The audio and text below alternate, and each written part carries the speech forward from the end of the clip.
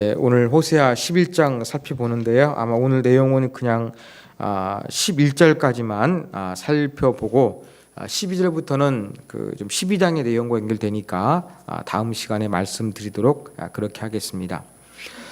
호세아 선지자는 지금까지 하나님과 이스라엘의 관계를 고멜이라는 그러한 음탕한 여인을 들어서 이 부부 관계로 비유했습니다. 그런데 오늘 11장에 들어와 가지고는 하나님과 이스라엘의 관계가 이 비유가 다른 것이 등장합니다. 바로 부모 자식 간의 비유로 바뀐 것이죠. 이렇게 부모 자식 간의 관계를 통해서 말씀하시는 하나님의 사랑은 구약 성경에서 제일 위대하고 뜨겁고 멋지게 기록되어져 있습니다. 그래서 하나님이 이스라엘을 얼마나 사랑하시는가, 여기에 대해서 이 독백처럼 그렇게 말씀하여 주고 있습니다. 이제 그러한 내용들을 우리가 조금 이제 순차적으로 살펴보도록 하겠습니다. 여러분 1절에서 4절까지가 한 그러한 문단이 될 수가 있는데요. 여기에서는 그 이스라엘의 과거의 모습입니다. 하나님과 관계 속에서의. 여기에서 특징이 하나 있는데 그건 바로 무엇이냐면 하나님의 I 메시지가 강조되고 있다는 거예요. 하나님이 내가 라는 그러한 1인칭 대명사를 많이 사용하시면서 말씀하세요. 1절에 4절에 보면은 내가라는 말이 사회, 내 아들을 내 팔로 이렇게 하면서 하나님이 주어가 되셔서 주권자가 되셔서 뭔가 하셨음을 그렇게 자주자주 말씀하고 계십니다. 이스라엘이 어렸을 때 내가 사랑했다. 자, 이스라엘이 어렸다는 이야기는 바로 무엇이냐면 이스라엘 백성들이 출애굽에서 출애굽 시대를 이야기하는 것이죠. 애굽에서 나올 때, 애굽에서 나와서 광야에서 유량하던 그 시대, 바로 그때가 어렸을 때입니다. 그때 하나님이 사랑하여 내 아들을 애굽에서 불러냈거늘. 그런데 이스라엘 백성도 어떻게 행동했느냐? 2절에 보면은 선지자들이 그를 부를수록 그들은 점점 멀리하고 바알들에게 제사하고 아로새긴 우상 앞에 분향했다. 하나님이 사랑해 주셨건만 이스라엘 백성들은 선지자를 거부하고 오히려 그 인간이 만든 바알에게, 우상에게 그렇게 엎드리게 되는, 제사하게 되는 이러한 영적인 아이러니, 이런 것이 나타났음을 하나님이 말씀하셨습니다. 자, 그런데 하나님 어떻게 하셨습니까? 그러나 내가 에브라임에게 걸음을 가르치고 내 팔로 안았음에도, 걸음을 가리킨다, 팔로 안는다, 내가 그들을 고치는 줄을 그들이 알지 못하였다. 하나님과 이스라엘 비유를 지금 이렇게 부모와 아들 관계로 이렇게 표현하고 있지요. 그러면서 아이가 어릴수록 어떻게 합니까? 걸음을 가리키고 또 뭐 뒤뚱거리거나 아니면 힘들어할 때 안아주겠지요. 이렇게 하나님께서 그 부모가 자식을 사랑하는 것처럼 이스라엘을 사랑하셨건만 그들은 알지 못하였다. 그렇게 이야기를 하고 있습니다. 그러면 4절에 보면은 내가 사람의 줄, 즉 사랑의 줄로 그들을 이끌었다. 여기 사랑의 줄은요, 해산의 고통으로도 읽을 수가 있습니다. 그러면 하나님께서 그들을 이렇게 해산의 고통으로 사랑하셨다는 거예요. 여자 그 모성애적인 사랑으로 표현하고 있는 것입니다. 또 4절 맨 끝에 보면은 그들 앞에 먹을 것을 두었노라 그렇게 했는데요. 이것을 조금 직역을 하게 되면은 그렇게 자세를 숙여 입에 먹을 것을 넣어 주었다는 그러한 표현입니다. 자세를 숙여서 뭐 허리 같은 걸 숙였겠지요. 입에 먹을 것을 넣어 주었다. 부모와 같이 그렇게 인간에게 낮추어서 사랑하시는 하나님, 그러면 상당히 조금 모성애적인 그러한 표현이 여기에서 등장하고 있습니다. 자, 그러면서 이스라엘을 1절에 보면 아들이라고 불렀잖아요. 근데 여기서 아들이라고 이스라엘이 어렸을 때 이 어렸을 때 해당하는 단어는 조금 그렇게 유아기적을 의미하는 것이 아니라 좀 청소년기입니다. 그러니까 좀 철없던 그러한 이스라엘들을 하나님께서 그래도 끊임없이 사랑하시고 잘 대해 주셨지만 그래도 이스라엘 백성들은 오히려 하나님을 거부하고 바알을 숭배했다. 그래서 하나님이 어떻게 사랑하셨는가? 정말로 그들에게 그렇게 모성애적으로 사랑하셨는데 이스라엘은 그런 부분들을 다 외면했다. 그렇게 이야기를 하고 있는 것입니다. 자, 이게 과거입니다. 이제 5절부터 7절까지는 이러한 삶을 살았던 것에 대해서 임박한 미래가 어떠한지를 보여주고 있습니다. 5절에 보면은 그들은 애굽 땅으로 되돌아가지 못하겠거늘. 애굽 땅으로 돌아가지 못한다. 출애굽했으니까 못 돌아간다는 이야기가 아니라 이것은 바로 더 이상 이스라엘이 애굽의 도움 받지 못한다는 거예요. 그리고 애굽의 도움 받기 위해서 갔어도 그것이 효과가 없을 것이라는 것이죠. 물론 전쟁에서 패해가지고 이렇게 이집트로 망명했던 사람들 있었습니다. 그렇지만 그것이 도움되지 못할 것이다. 우리가 호세아에서 살펴봤습니다. 바로 그런 부분입니다. 그러면서 이스라엘은 애굽에 도움받지 못하고 애굽에 도움받기를 원하지만 애굽에 도움받지 못하고 어떻게 되느냐. 5절 끝에 보면은 아수르 사람이 그 임금이 될 것이라. 아수르의 압제, 아수르의 통치를 받을 것이라는 거예요. 그러면서도 어떻게 합니까? 하나님께 대해서는 내게 들어오기를 싫어한다. 이렇게 표현하고 있습니다. 나라가 상당히 힘들고 어렵습니다. 애굽을 의지했지만 애굽에서는 도움받지 못하고 오히려 아수르의 압제를 받아야 되는 거예요. 얼마나 공고합니까? 그런데도 이스라엘은 하나님께 돌아오지 않을 거라는 거예요. 자, 이렇게 하나님을 거부한 이스라엘의 미래는 어떻겠습니까? 결과는 어떻겠습니까? 뻔합니다. 이제 아수르의 그 사람들이 이스라엘을 왕처럼 지배하는 거예요. 그래서 아수르의 칼이 이스라엘 성읍들을 공격하지요. 성읍을 잠그는 것은 빗장이었습니다. 근데 이 빗장들이 전부 다 파괴될 것을 이야기하는 것이죠. 전쟁에서 패해서 질 것이라는 것입니다. 자, 패배의 이유가 무엇입니까? 6절 맨 끝에 보면은 이는 그들의 계책으로 말미암음이니라. 계책이 뭡니까?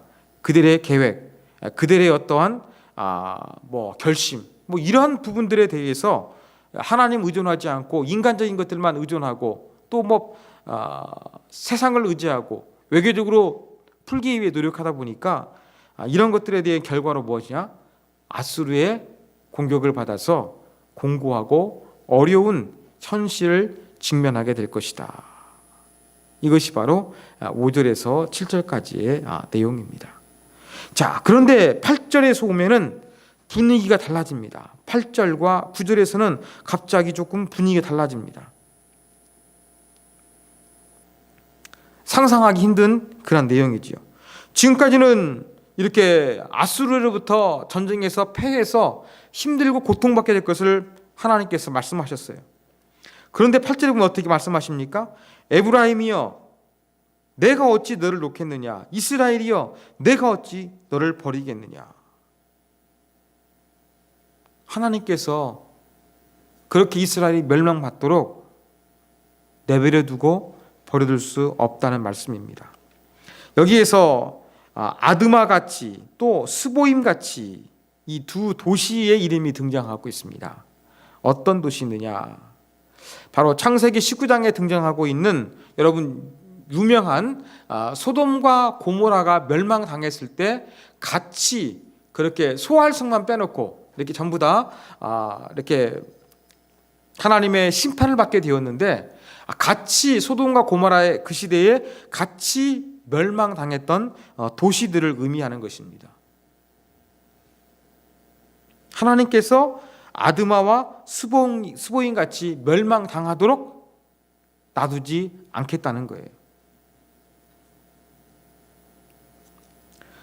바로 그러면서 하나님께서 뭘 말씀하십니까? 8절 하반절에 보면은 내 마음이 내 속에 돌이키어 나의 궁율이 온전히 불붙듯 하도다. 심판이 아니라 이스라엘을 사랑하고 이스라엘을 도와주고 이스라엘 관계가 회복되기를 원하는 그러한 마음이 하나님의 가슴 안에서 마치 완전히 불타오르는 것처럼 그렇게 강렬함을 8절에서는 표현하고 있는 것입니다. 여러분, 여기에서 하나님의 그 아름다운 마음이 있는 거예요. 앞부분에 보면은 얼마나 하나님의 마음이 애달픕니까? 하나님이 어린아이, 그렇게 아무것도 모르는 철부지와 같은 이스라엘을 그렇게 아이를 돌보는 것처럼 돌봐줬어요. 근데 하나님이 아니라 바알을 의지하고 하나님을 철저히 외면해 버렸어요. 그들에게 심판을 내려야 되는 거예요. 그렇지만 하나님께서 심판을 내리신다고 하면서도 궁극적으로는 그들을 도와주겠다, 그들을 용서해 주겠다, 그렇게 하나님께서 말씀하고 계시는 하나님의 사랑입니다. 그 이스라엘 참 하나님을 외면합니다. 짝사랑하는 것처럼. 그렇게 뭐 자식이 아무것도 모르는 그 망나니와 같은 그런 자식이 있는데 그래도 부모는 끝까지 사랑하는 것처럼 그러한 심정으로서 하나님께서 이스라엘을 사랑하시는 그 심경이 바로 11장에는 기록되어져 있는 것입니다. 자, 원래 신명기에 의하면요, 여러분, 부모에게 반항하는 자식은 어떻게 되느냐? 돌로 쳐 죽이는 것입니다. 간음하는 여인도 돌로 쳐 죽이는 것처럼 부모를 공경하지 아니하는 그런 아들은 돌로 쳐 죽이는 것이 모세의 율법이었어요. 그러면 하나님의 그 영적인 아들로 묘사되고 있는 이스라엘도 우상 숭배를 했다고 한다 그러면, 철저하게 하나님을 외면했다고 한다 그러면 하나님의 심판을 받아야 멸망을 당해야 되는데 오히려 하나님께서 긍휼과 자비와 용서의 은혜를 베풀어 주시는 그러한 놀라운 반전이 일어나고 있다는 것입니다. 그 9절에 보면은 다시는 에브라임을 멸하지 아니하리니. 그러면서 하나님 뭐라고 말씀하십니까? 내가 하나님이요 사람이 아니라는 것이죠. 어떤 사람의 생각, 뭐 사람들의 어떤 법칙에 의해서 지배받는 부분이 아니라 그런 인간들이 생각할 수 없는 하나님만이기 때문에 하나님만 하실 수 있는 그러한 부분으로서 이스라엘을 사랑하신다고 그렇게 말씀하여 주고 있는 것입니다. 이러한 모습은 제가 볼 때 마치 우리 집에서 자녀를 혼내다가도 자녀를 달래는 그런 부모의 모습과 똑같습니다. 여러분, 집에서 자녀가 말 안 들면 화를 내지요. 그 화가 나면은 제일 쉽게 입에서 나오는 말이 뭐냐면 너 밥 먹지 마, 뭐 이런 말들이 잘 나옵니다. 조금 더 지나면 빨리 와서 밥 먹어. 그렇게 이렇게 부모님들이 그렇게 이야기를 합니다. 하나님도 마치 그러신 것 같아요.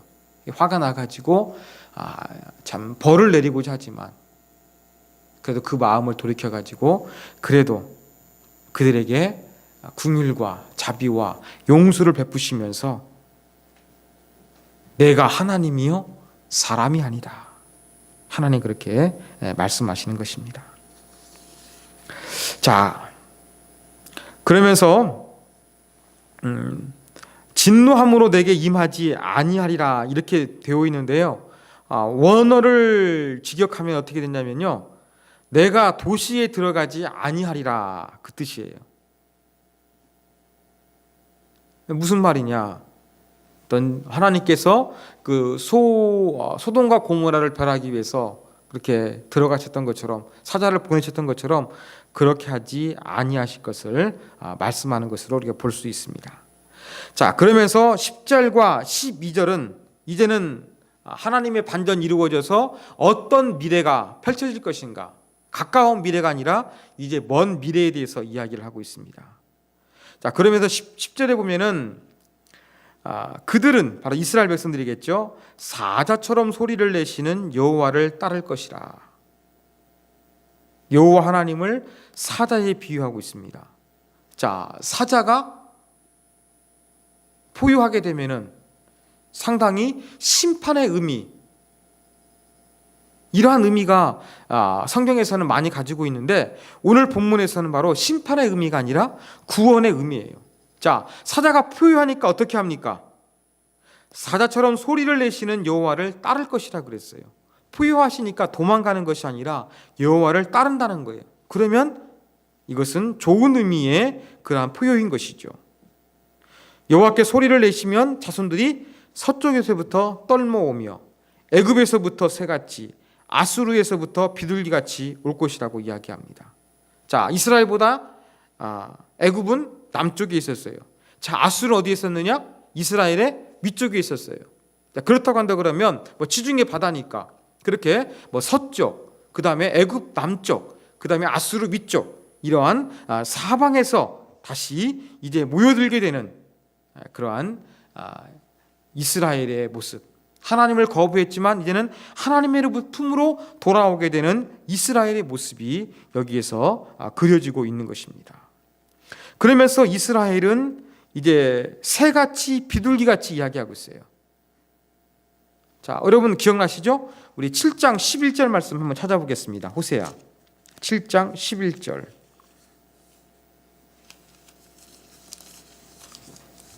7장 11절 우리 다 같이 한번 읽어보겠습니다. 호세아 7장 11절 같이 읽습니다. 에브라임은 어리석은 비둘기같이 지혜가 없어서 애굽을 향하여 부르짖으며 아수르로 가는도다. 예, 비둘기가 상당히 여기에서는 좀 머리가 나쁜 그런 그 비둘기를 비유했는데 이제 여기에서는 어떻습니까? 더 이상 어리석은 머리가 나쁜 비둘기가 아니라 정확하게 목적지를 알고서 모여드는 비둘기로 묘사하고 있는 것입니다. 이제는 하나님의 사랑에 의해서 이스라엘이 하나님의 품으로 돌아오게 될 미래의 모습에 대해서 이야기하고 있는 것이죠. 그럼 새처럼 날아오는데 떨며 온다 그랬어요. 이 떨림은 무엇이겠습니까? 어떤 하나님 심판하시기 때문에 무서워서 두려워서 떠는 것이 아니라 경외의 떨림이죠. 죄를 졌음에도 불구하고 용서해 주시는 이 하나님의 사랑에서 그 감동을 받아 우러나오는 긍정적인 의미의 그러한 떨림을 가지고서 돌아오게 될 것을 호세아 11장에서는 이야기를 하고 있습니다. 자, 이것이 바로 호세아 11장의 내용입니다. 자, 이 말씀을 통해서 두 가지 교훈점을 우리가 한번 살펴보기를 원합니다. 여러분 잘 아실 겁니다. 예상하시는 것처럼 우리는 하나님의 사랑을 외면하지 말고 다시 한번 이 자리에서 하나님의 사랑이 어떠한가 다시 한번 우리의 가슴판에 새기기를 간절히 원합니다. 우리 교회의 어떤 자매가 삶의 이렇게 전환점이 되었던 터닝포가 되었던 그때가 언제인지를 물으니까 한 자매가 이러한 대답을 하더라고요. 아이를 낳는 것이 삶의 터닝포인트가 되었다. 무슨 말이냐? 아이 낳기 전까지는 그래도 늘 자기 중심이었죠. 누군가를 사랑하고 남편을 사랑한 것 같아도 자기 자신을 제일 사랑했는데 아이를 낳고 나서 보니까 자기 자신보다 더 사랑하는 존재가 있다는 것을 깨달았다는 거예요. 그러면서 이것이 삶의 터닝포인트가 되었다. 그렇게 이야기하더라고요.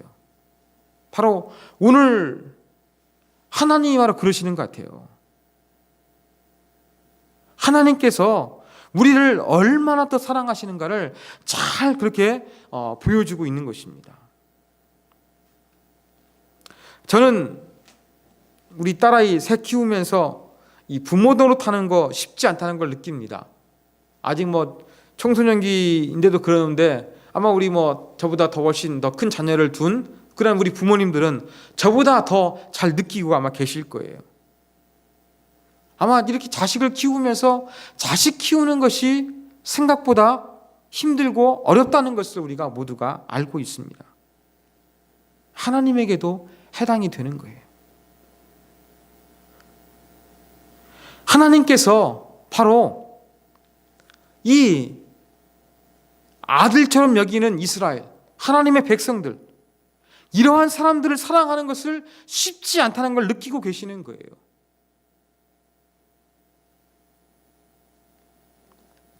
왜 그렇습니까? 자식을 키우려고 사랑을 주지만 자식이 그 사랑을 모르는 거예요. 그리고 자식을 통해서 소갈이하는 경우도 정말로 많이 있는 거예요.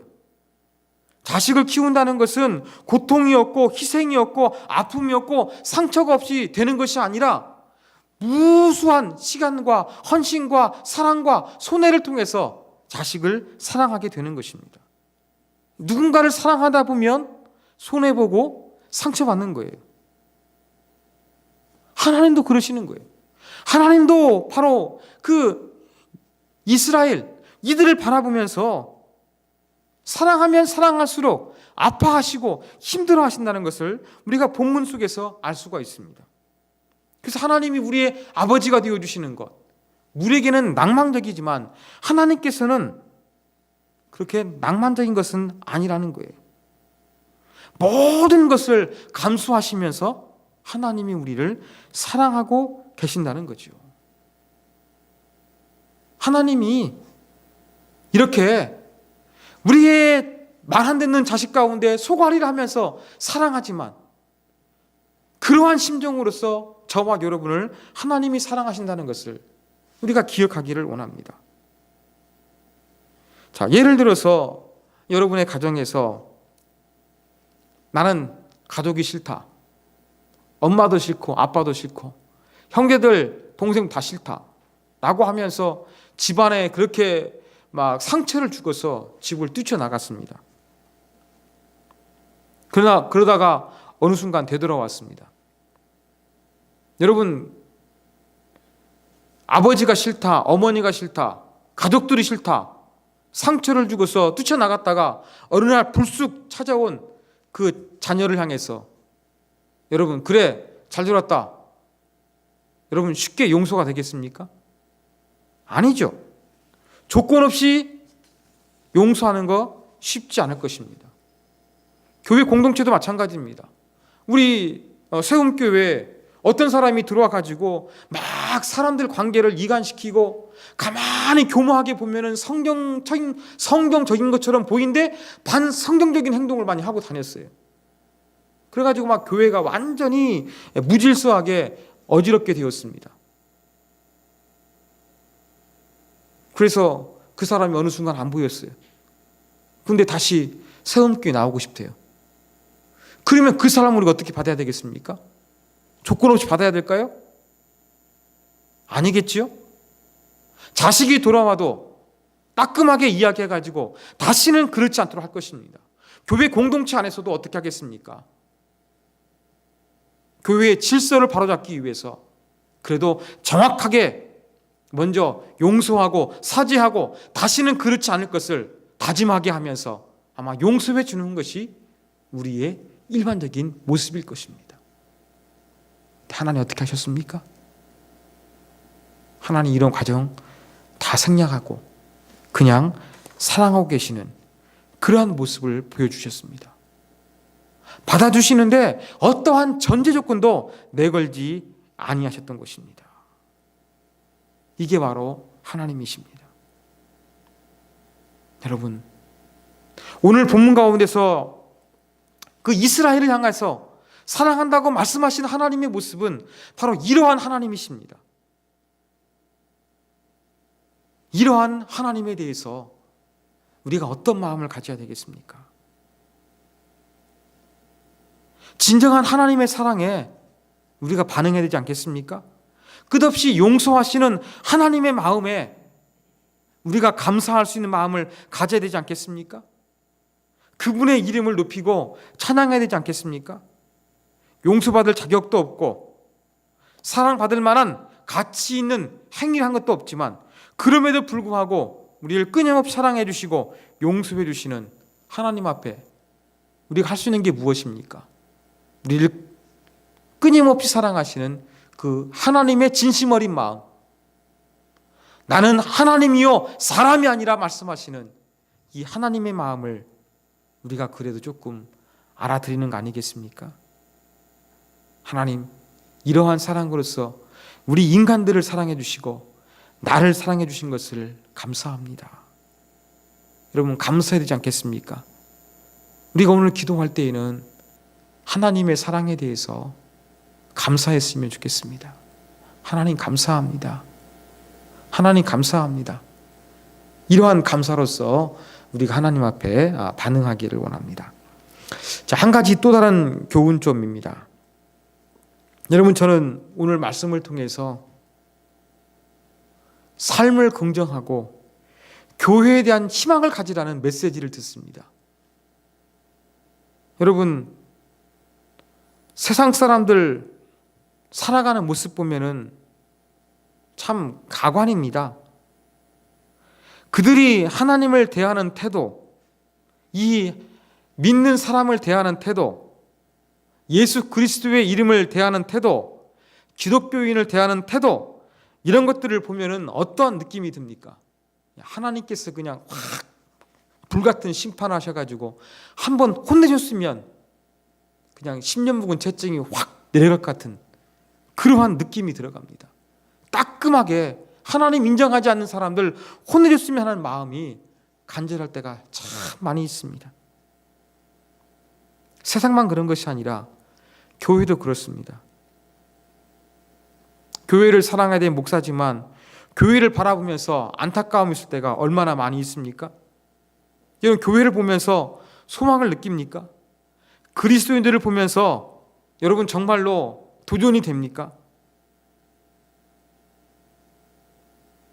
교회, 어떤 믿음이 좋다는 사람들, 이러한 사람들을 바라보면은 마치 감각을 잃어버린 신체 기관처럼 우리는 아무런 감동과 느낌 없이 교회를 바라보고 이 믿는 사람들을 바라볼 때가 너무나 많이 있습니다.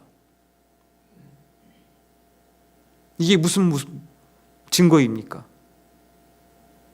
교회에 대해서 희망이 없다는 거예요. 믿는 사람에 대해서 기대감이 없다는 거예요. 여러분, 교회가 참 이런 모습들 너무나 많이 보여주고 있습니다. 세상에 대해서 하나님을 인정하지 않는 그러한 세상의 문화들,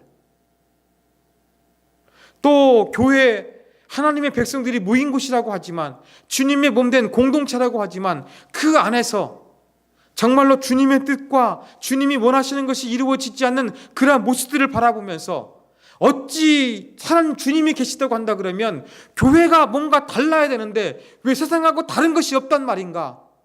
이러한 강한 반문이 되는 그러한 교회의 모습들, 이런 것들을 볼 때 우리는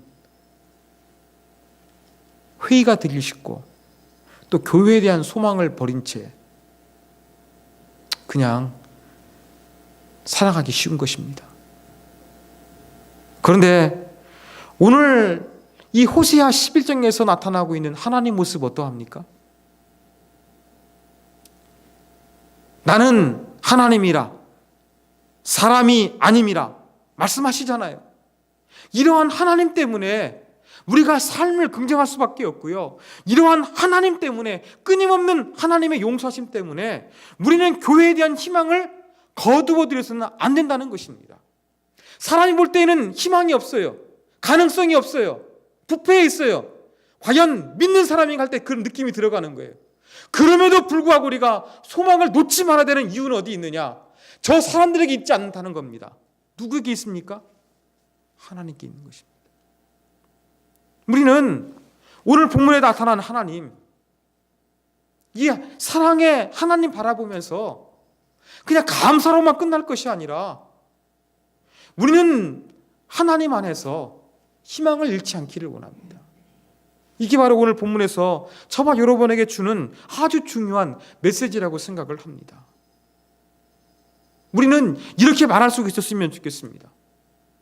교회, 교역자들의 모습, 어떤 믿음 좋다는 중직자들의 모습, 희망이 없는 것처럼 보이지만 맞습니다. 사람을 볼 때에는 낭망할 수밖에 없습니다. 그러나 나는 긍정합니다. 사람들 때문에 긍정하는 것이 아니라 하나님 때문에 긍정합니다. 왜냐하면 하나님께서 그들을 포기치 아니하고 사랑하시기 때문에, 그 하나님이 인간을 포기치 않기 때문에 나는 세상을 사랑하고 나는 교회에 대한 희망을 거두지 않습니다. 우리는 이렇게 말할 수 있는 근거를 오늘 본문에서 발견할 수가 있는 것입니다. 사랑하는 여러분, 날씨도 덥고 경기도 안 좋고 여러 가지 지치고 힘들기 쉬운 이러한 시점입니다. 이런 가운데 우리가 하나님을 생각하기를 원합니다.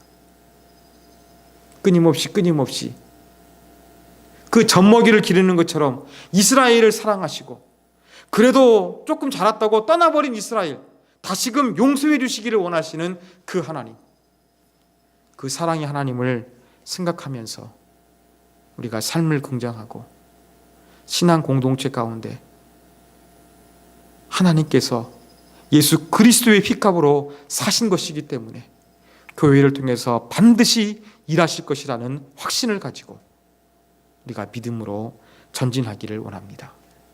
이것이 바로 호세아 11장의 교훈입니다.